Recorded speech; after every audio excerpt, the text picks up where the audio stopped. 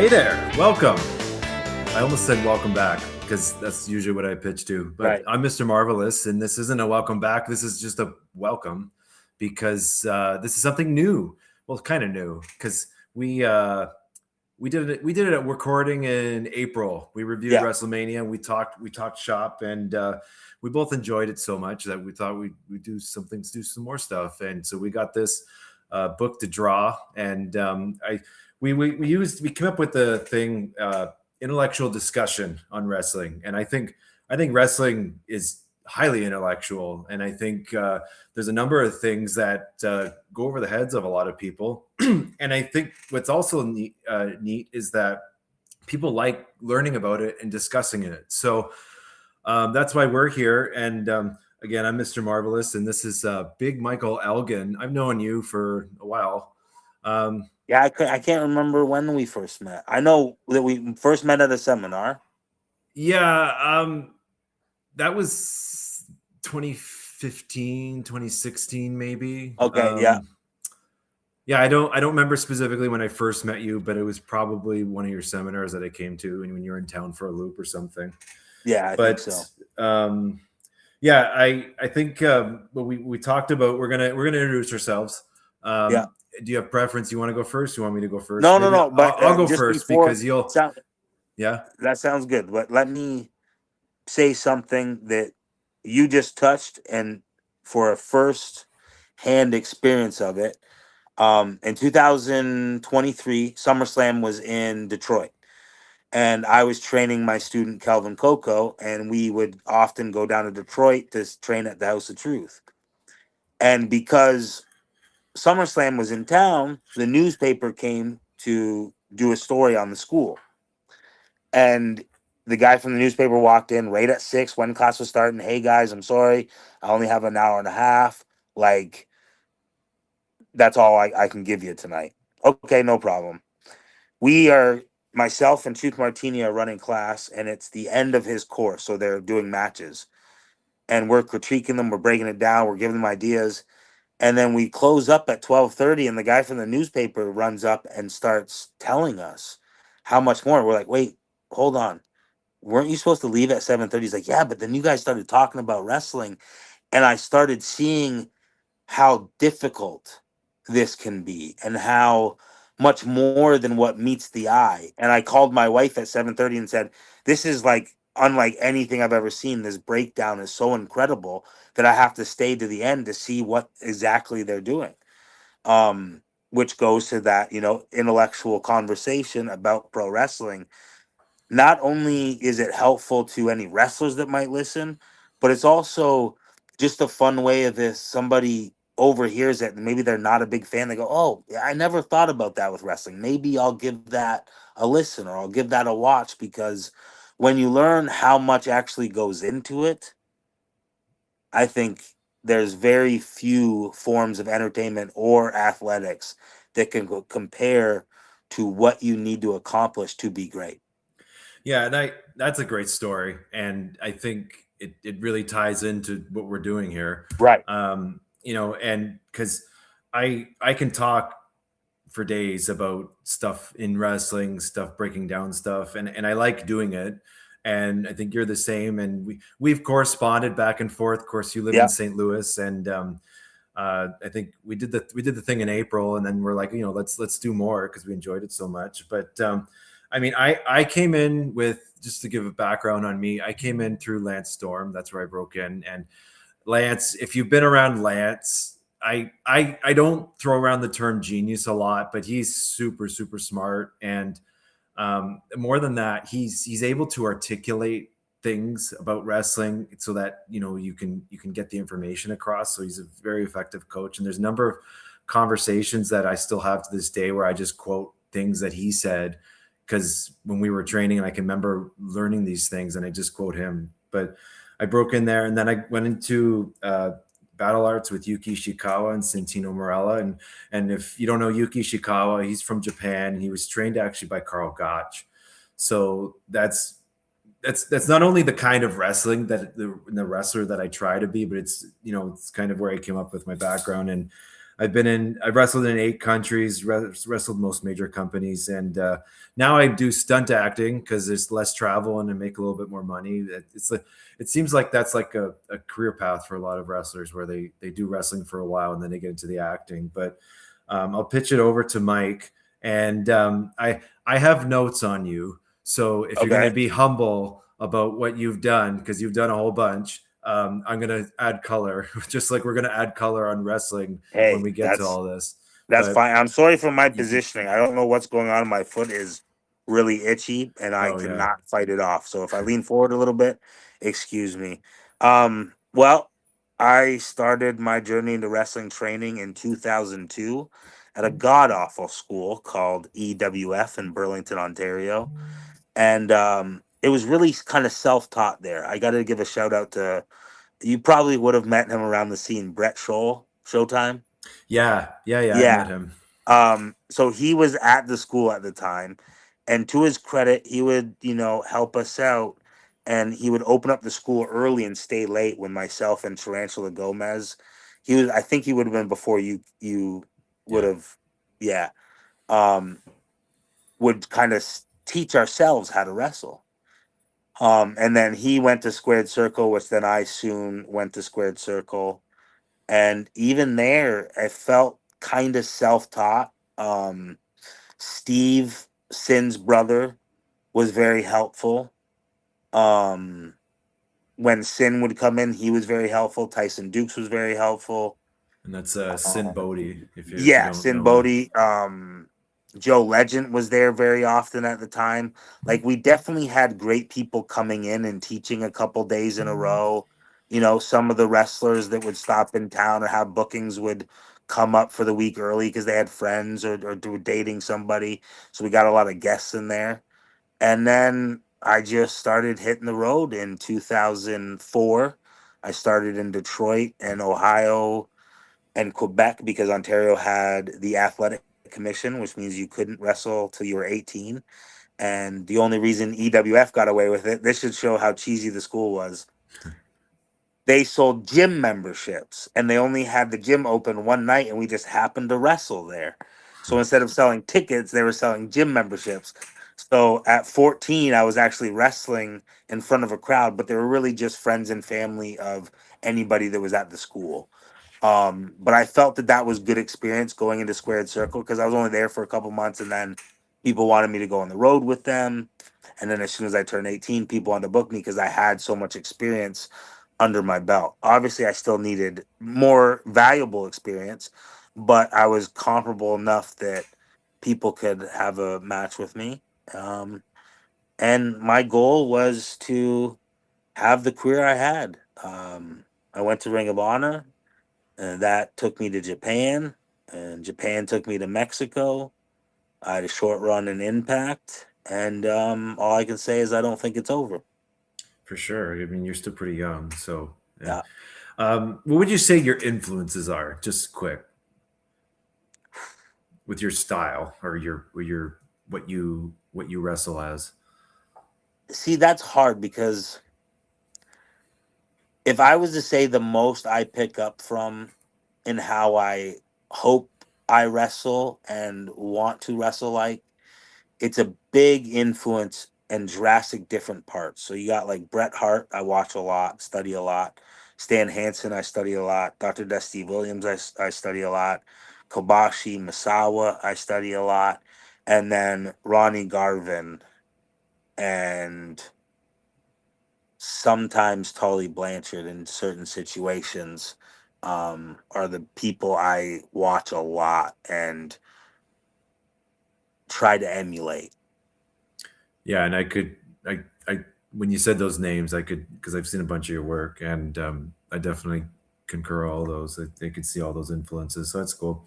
Thank you. But here, so this is the Book to Draw podcast, and I think we're still kind of figuring this out how we're going to do this. But I think we're going to have segments, and Yeah. we're going to have a segment of what drew, which is probably like something that we liked or a Yeah. match or a show even, and then we'll have what didn't draw. So we're going to talk about things that we're going to be critical on some things, and then I think we're going to go through some segments on how to fix things or how our influences, how, differences in booking, differences in wrestling styles, match structure, and I think we're going to do a Even the full-fledged. TV structure.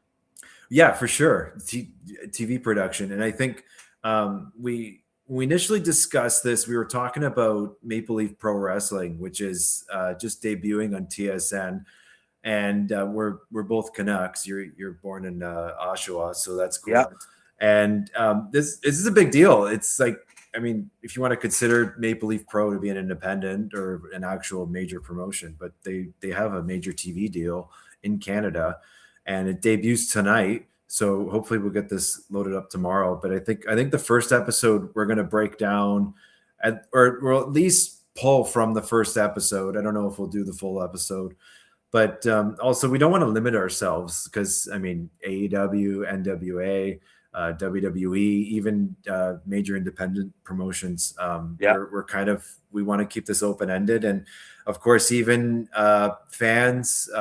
Listeners, if you send us messages, can you look at this, whatever, even old stuff, because I think I still watch mostly old stuff, and I think you're the same. I find myself mostly watching. I mean, I'll break it down so much to CWA, Mid South, and Jim Crockett Promotions. Like those would be what I watch pretty religiously, and then I'll throw in some like specific wrestlers, whether that be from the States or Mexico or Japan. But I find myself more than often watching a variety of those three companies. And like from my personal experience, again, I think it's the older stuff that still is so much stronger at hooking me and drawing me in. Yep. And of course, there's probably a number of reasons that we can break down and talk about it. But even like, I think the main thing that's missing is that it's like the wrestlers don't even, I shouldn't say don't even. I see more often than not that wrestlers are wrestling as if it's a performance rather than something's on the line. Mhm. When you watch that old stuff, you believe who those wrestlers are when they're in the ring. Ronnie Garvin's like 5'8", probably 200 pounds realistically, maybe 220. But when you watch his stuff in NWA, you believe he is a badass that is going to beat up everybody. Because he believed it, and he portrayed it as he believed it, so people believed it. And that's what the biggest missing factor in wrestling as a whole, I believe, is. So it's... Yeah, 100%. All the best minds that I've been around, pretty much across the board, they've all said the most important thing is that wrestling's believable. Yep. And it seems like that's one of the things that's dropped off in recent years. And like, I can throw out another example because we've had Jimmy Hart up in this area. I've been lucky enough to bring him into shows and loops and stuff like that. And he gets recognized, and of course he looks fantastic and he looks exactly like Jimmy Hart still. Exactly. But like when he was on major television regularly, probably 25 years ago, like regularly, and he still gets recognized. Even like we'll have him at like random gas station. Oh, hey, there's Jimmy Hart. And I think I want to contrast that to like even wrestlers that are on regular TV today. Do you think they'll be recognized 25 years from now? And I think it's going to be a lot harder for them. I think there's a few. There's a few, but I'm saying not on the whole, the wide scale. Yeah, not on the wide scale. Absolutely not. But I also think part of that is wrestling used to be something that athletes gravitated towards. Mhm. So naturally, they were either larger than life in size and stature or muscularity, or just an athlete that you could tell was an athlete. And I think that's a big difference because, I mean, you would have no... Would the Incredible Hulk be a show you would watch if it was just called Bruce Banner? and it was only about Bruce Banner, it's not as exciting. Yeah. You want to see the Incredible Hulk. You want to see larger than life when you're watching something like that to escape. And wrestling is supposed to be an escape. And part of that is being larger than life. And I feel that that is sometimes missing in wrestling, and not even specific to maybe size and stature, but when somebody looks at you, they think something like you're a wrestler, you're a fighter, you're an actor, you're an athlete of some kind. You get recognized just for the condition you're in or how good looking you are. And that's not necessarily something that is prominent in wrestling either. Anymore. Right. Yeah, yeah. I think it's an interesting point. It's something that I always kind of refer back to is that if you read about the history of wrestling and all the different companies that are around and guys that were on top, the opportunities and the amounts of money that are in the business it's drastically different now. Now it's all kind of funneled towards a handful of companies, and Yeah. of course WWE is a tremendous success, and they've achieved things anything beyond anything that would have been the expectation. But like you mentioned, athletes used to be drawn to wrestling, and the reason Yeah. was because they could legitimately make money. Like, I mean, I think amateur wrestling specifically, like there's no money into this day in Right. amateur wrestling. But then if you get into pro wrestling and you learn fundamentals and how to draw money, hook people in, get people to buy tickets, you could make a living Yeah. with your athletics. And I agree it's not something that's as prevalent today, especially with the people coming out. Because like I've been through a bunch of schools, I'm sure you have too. It's just like the guys that come in, they're not athletes, they're Oh, no, just no, no, no. regular guys. I've Or had to teach people how to do jumping jacks. right, yeah. I'm trying to be nice, but I mean, yeah, like I And that's not even like an attack on the people. It's just I think yeah, it's so widely, I'm going to use the term worked. I don't like, fake or fixed or rigged. Worked, I think, is the best way to describe what I consider wrestling. And because it's so widely known that wrestling is a work, I think that people believe without any kind of background that they're going to easily do this. You yeah. can do it, don't get me wrong, but not easily. And then so many people either go to a different school or talk bad at the school they are because they just weren't as good as they needed to be to succeed. And they got to put the blame on somebody. And that I see, I think, a lot in wrestling. And then those people create a school so that they can have a school to run a show and be the champion of the show. And that's kind of where we're at in wrestling right now. And wrestling does lend itself to that carnival grift kind of game. Yes.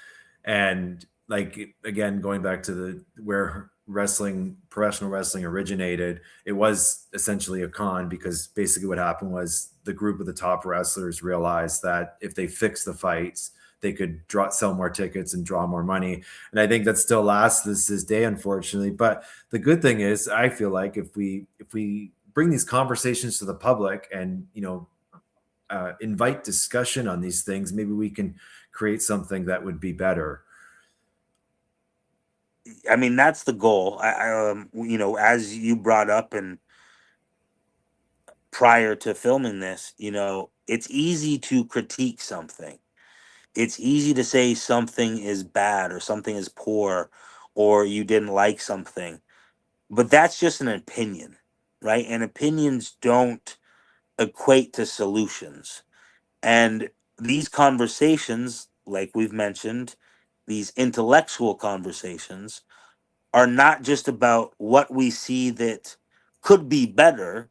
We want to do our own thought process of thinking this can be better if it was done this way.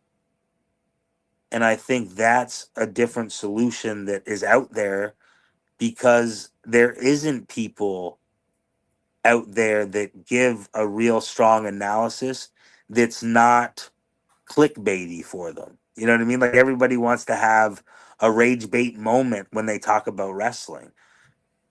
And that's not what this is about, at least to me. And I know we both talked, like, we're going to be open and honest about it, but you don't have to go overboard because all that is trying to get views for, it's another Carney move. But Carney isn't what's going to help produce wrestling that's going to produce money, that's going to draw, that's going to leave a business for if my son or daughter want to be in it.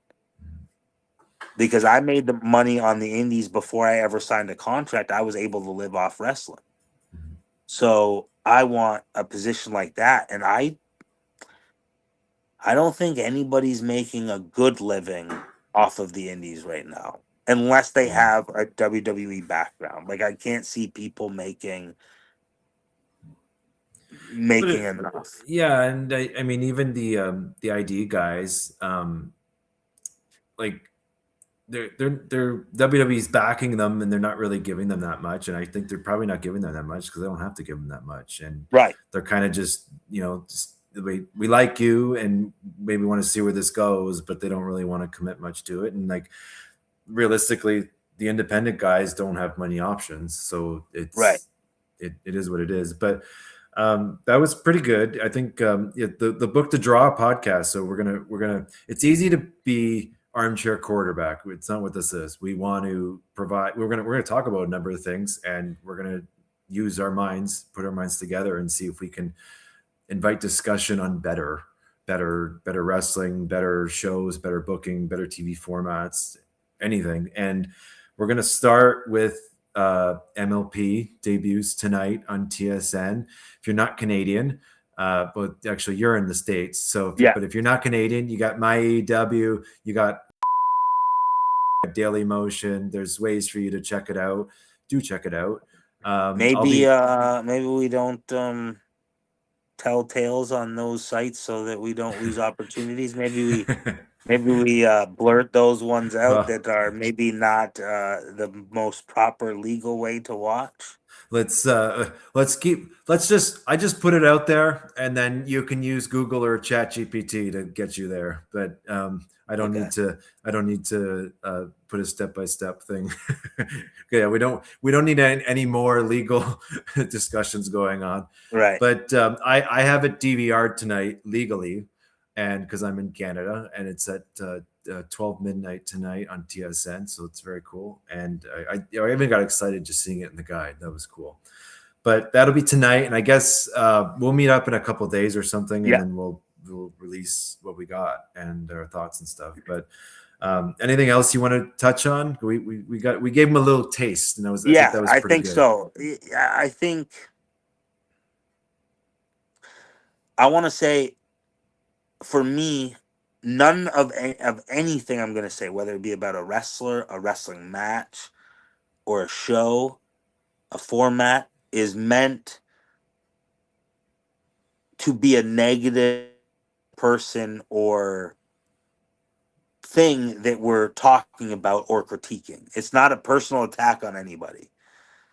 I generally want to see wrestling be as